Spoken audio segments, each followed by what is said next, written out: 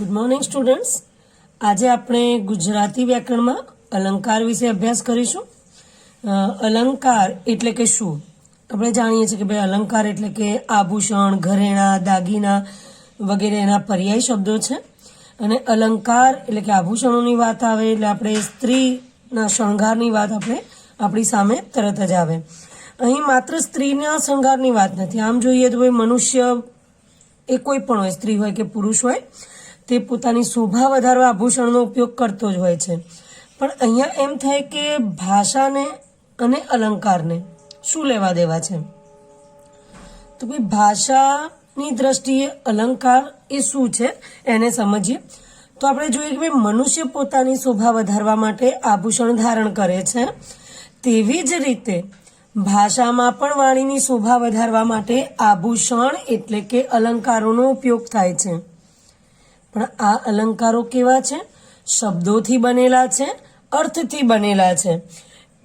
તો મનુષ્ય પોતાની શોભા વધારવા માટે આભૂષણ ધારણ કરે છે, તેવી જ રીતે ભાષામાં પણ વાણીની શોભા વધારવા માટે આભૂષણ એટલે કે અલંકારોનો ઉપયોગ થાય છે। જે મનુષ્ય પોતાની શોભા વધારવા જે આભૂષણ ઉપયોગ કરે છે તે વિવિધ ધાતુઓના બનેલા છે। અને અહીંયા ભાષાની શોભા વધારવા માટે, વાણીની શોભા વધારવા માટે જે આભૂષણો એટલે કે અલંકારોનો ઉપયોગ થાય છે તે વિવિધ અર્થોના બનેલા છે, વિવિધ શબ્દોના બનેલા છે, જેના કારણે ભાષાની જે અભિવ્યક્તિ કરવાની રીત છે એ મનોહર થઈ જાય છે અને સુંદર થઈ જાય છે। હવે જોઈએ કે ભાઈ આપણા મનમાં ભાવો કે વિચારોને પ્રગટ કરવાનું કામ કોનું છે? ભાષાનું। આપણા મનમાં જે કંઈ બી ભાવો છે, વિચારો છે, એને પ્રગટ કરવાનું કામ કોણ કરે છે? ભાષા કરે છે। ભાષા દ્વારા આપણે આપણા મનના ભાવોને, વિચારોને અન્ય સમક્ષ રજૂ કરીએ છીએ। પરંતુ આ જે ભાવો છે કે વિચારો છે, આ ભાવોને, વિચારોને વધુ અસરકારક રીતે રજૂ કરવામાં જે રૂપ અર્પવામાં આવે છે તેને અલંકાર કહે છે। એટલે કે આપણે પોતાના વિચારો, પોતાના ભાવો કે લાગણીઓને અન્યની સમક્ષ રજૂ કરવા છે તો એ માટે આપણે ભાષાનો ઉપયોગ કરીએ છીએ, પરંતુ એ ભાષાને વધુ અસરકારક બનાવવા માટે અલંકારનો ઉપયોગ થાય છે। એટલે આપણે વ્યાખ્યા સમજીએ કે આપણા મનના ભાવો કે વિચારોને પ્રગટ કરવાનું કામ ભાષાનું છે, પરંતુ આ ભાવો કે વિચારોને વધુ અસરકારક રીતે રજૂ કરવામાં જે રૂપ અર્પવામાં આવે છે તેને અલંકાર કહે છે। હવે જોઈએ કે ભાઈ અલંકાર કયા કયા સ્વરૂપે જોવા મળે છે? તો ભાઈ અલંકારનો જે વિનિયોગ છે, અલંકારનો જે ઉપયોગ છે એ પદ્ય સ્વરૂપોમાં પણ થાય છે અને ગદ્ય સ્વરૂપોમાં પણ થાય છે। એટલે કે એ પંક્તિ સ્વરૂપે પણ હોઈ શકે કે વાક્ય સ્વરૂપે પણ હોઈ શકે। એટલે કે અલંકારોનો વિનિયોગ પદ્ય સ્વરૂપો અને ગદ્ય સ્વરૂપોમાં થાય છે અને ભાષાને એક નવું રૂપ આપે છે। અલંકારથી ભાષાની અભિવ્યક્તિ મનોહર, સરસ અને સચોટ બને છે। એટલે કે અલંકારના લીધે જે ભાષા છે એ મનોહર, સરસ અને સચોટ બને છે અને ભાષાની શોભા વધે છે। હવે આપણે અલંકારના જે મુખ્ય પ્રકારો છે તેના વિશે ચર્ચા કરીશું કે અલંકારોના પ્રકારો કયા છે, કેટલા છે।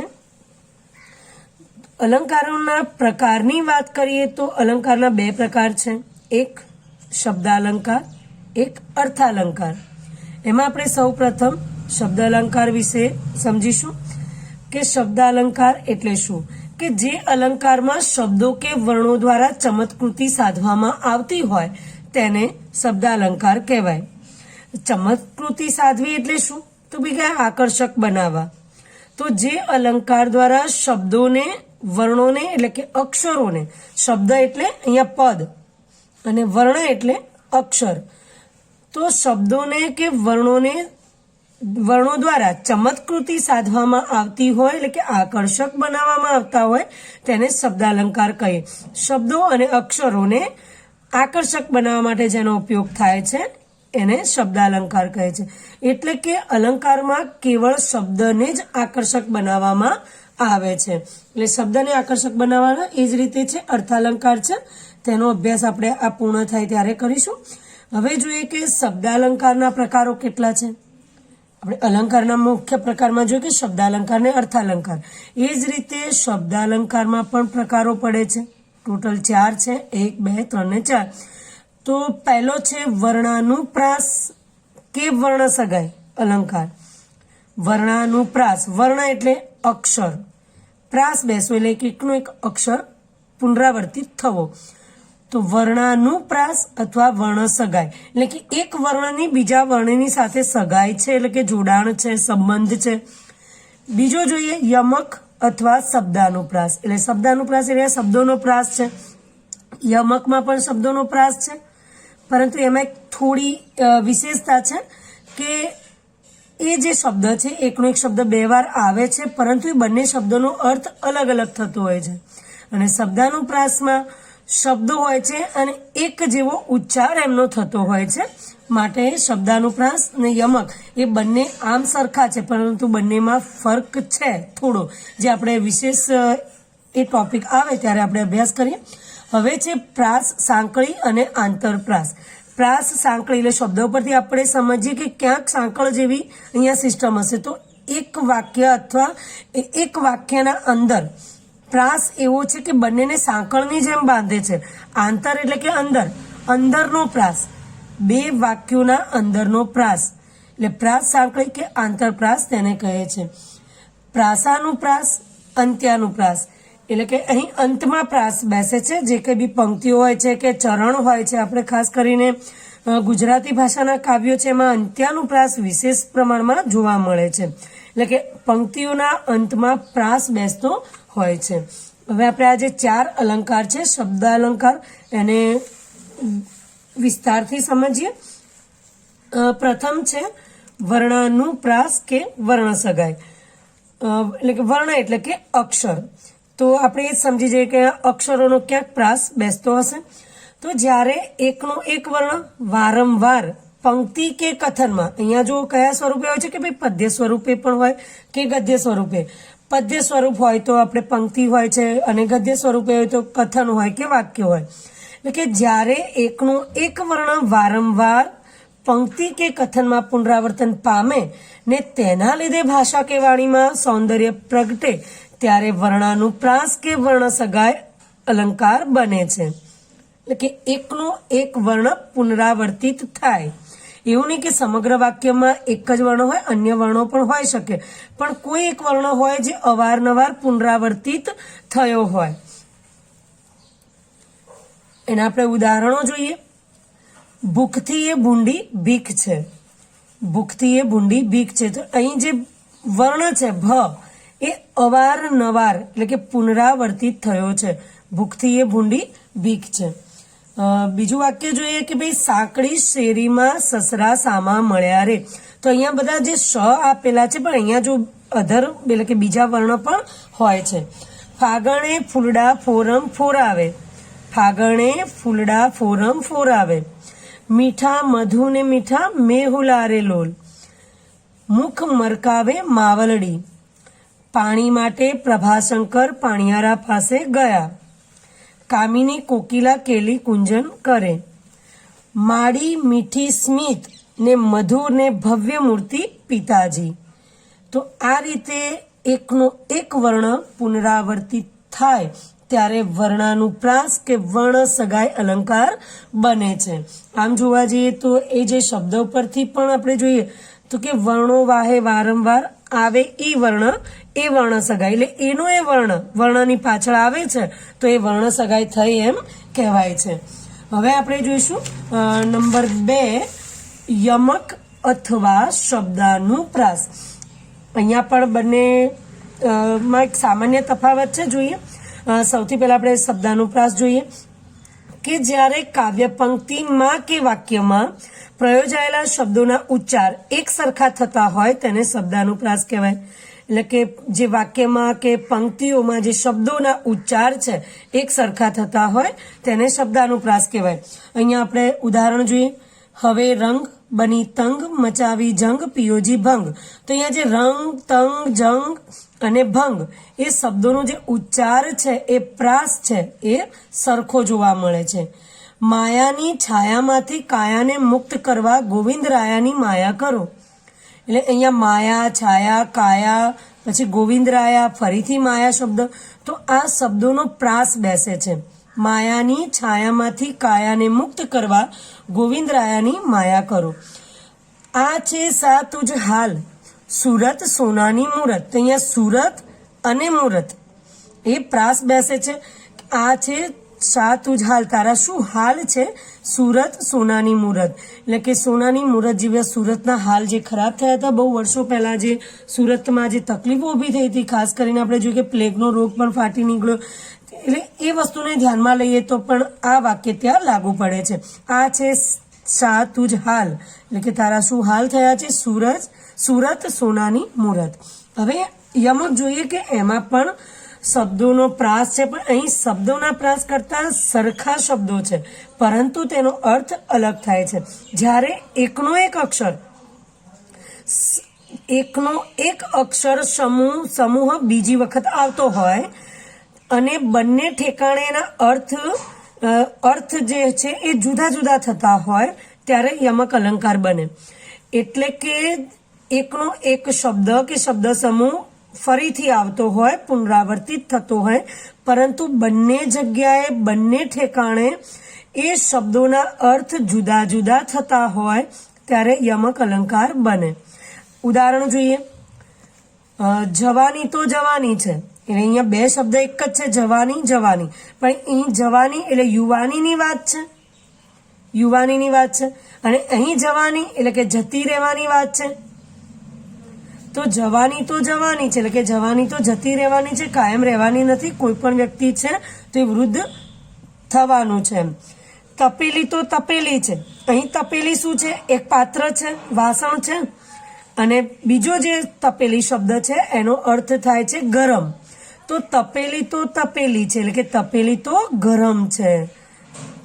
અહીં અખાડામાં જવાના મેં ઘણી વાર અખાડા કર્યા. અખાડા એટલે અહીંયા આપણે જોઈએ કે જે કુસ્તી જ્યાં લડે છે એ મેદાનની વાત છે, અને અહીં અખાડાનો મતલબ છે ને ઘણા બધા એવા કામ કર્યા જવા માટે, કંઈ ને કંઈ અખતરા કર્યા એમ. એટલે કે અખાડામાં જવા મેં ઘણી વાર અખાડા કર્યા.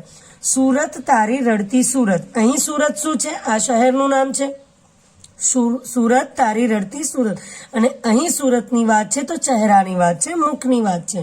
તો સુરત તારી રડતી સુરત. તો અહીં આપણે જોઈએ કે જવાની છે, તપેલી છે, અખાડા અને સુરત શબ્દો એક જ છે, પરંતુ બંને જગ્યાએ તેનો અર્થ અલગ થાય છે. એટલે આ અલંકાર કયો કહેવાય, યમક. અને શબ્દાનો પ્રાસ હોય તો તેમાં શબ્દોનો પ્રાસ બેસતો હોય છે, ઉચ્ચાર સરખા થતા હોય છે, એને શબ્દાનો પ્રાસ કહેવાય. હવે આપણે 3 નંબરનું ઉદાહરણ જોઈએ. પ્રાસ, સાંકળી, આંતરપ્રાસ. આ આંતર એટલે કે અંદરનું, એટલે આપણે આ શબ્દ પરથી પણ સમજી જઈએ. સાંકળી એટલે કે ક્યાંક સાંકળ જેવી વાત હશે અહીંયા. તો જોઈએ, જ્યારે પહેલા ચરણના છેલ્લા શબ્દ અને બીજા ચરણના પહેલા શબ્દ વચ્ચે પ્રાસ રચાય, જ્યારે પહેલા ચરણના છેલ્લા શબ્દ, યાદ રાખો પહેલું ચરણ છે એનો છેલ્લો શબ્દ, અને બીજા ચરણના પહેલા શબ્દ વચ્ચે પ્રાસ રચાય ત્યારે પ્રાસ, સાંકળી કે આંતરપ્રાસ અલંકાર બને. એક્ઝામ્પલ જોઈએ.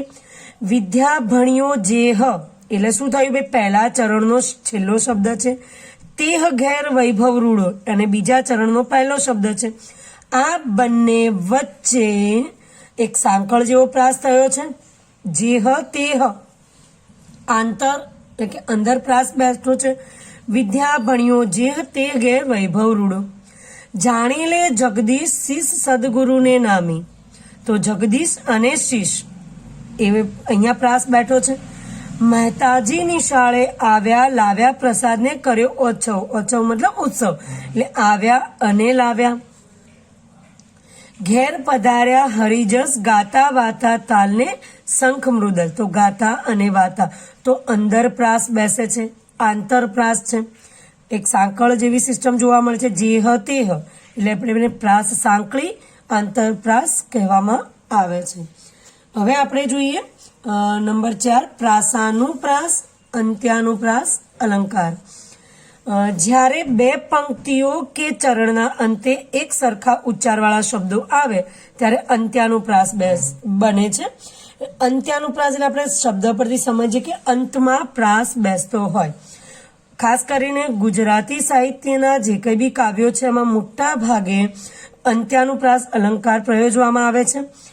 એટલે કે બે પંક્તિઓ કે ચરણના અંતે એક સરખા ઉચ્ચારવાળા શબ્દો આવે ત્યારે અંત્યાનુપ્રાસ અલંકાર બને. આપણે ઉદાહરણ જોઈએ. પૂરી એક અંધેરી ને ગંડુ રાજા, ટકે શેર ભાજી ટકે શેર ખાજા. તો અહીં રાજા અને ખાજા, અહીં રાજા અને ખાજા આ જે બંને શબ્દો છે એટલે કે અંતમાં અહીં પ્રાસ જોવા મળે છે. પૂરી એક અંધેરી ગંડુ રાજા, ટકે શેર ભાજી ટકે શેર ખાજા. બીજી પંક્તિ જોઈએ. સમી સાંજનો ઢોલ ઢબુકતો જાન ઉઘલતી માલે, કેસરિયાળો સાફો ઘરનું ફળિયું લઈને ચાલે. એટલે માલે અને ચાલે. ફરીથી સમી સાંજનો ઢોલ ઢબુકતો જાન ઉઘલતી માલે, કેસરિયાળો સાફો ઘરનું ફળિયું લઈને ચાલે. તો અહીં અંતમાં પ્રાસ બેસે છે. હવે જોઈએ. ઉદગ્રીવ દ્રષ્ટિ કરતા નભ શૂન્ય ભાષે, ઉદગ્રીવ દ્રષ્ટિ કરતા નભ શૂન્ય ભાષે, ઝાંખી દિશા પણ જણાય અનિષ્ટ પાસે. આ અતિ જ્ઞાન કાવ્યની પંક્તિ છે સહદેવની. ઉદગ્રીવ દ્રષ્ટિ કરતા નભ શૂન્ય ભાષે, ઝાંખી દિશા પણ જણાય અનિષ્ટ પાસે. અહીં ભાષે અને પાસે એટલે અંતમાં પ્રાસ બેસે છે માટે તેને પ્રાસાનુપ્રાસ, પ્રાસની સાથે પ્રાસ બેસે છે, અંતમાં પ્રાસ બેસે છે એટલે પ્રાસાનુપ્રાસ અલંકાર કે અંત્યાનુપ્રાસ અલંકાર કહેવામાં આવે છે.